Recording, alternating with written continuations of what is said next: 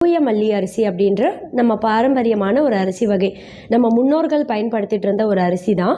இந்த தூய மல்லி அரிசியை தொடர்ந்து நம்ம அன்றாட உணவில் சேர்த்துட்டே வரும்போது எந்தெந்த நோய்கள்லாம் ஏற்படாமல் தடுக்க முடியுன்றதை பற்றி இன்றைக்கி நான் நிகழ்ச்சியில் தெளிவாக சொல்கிறேன்.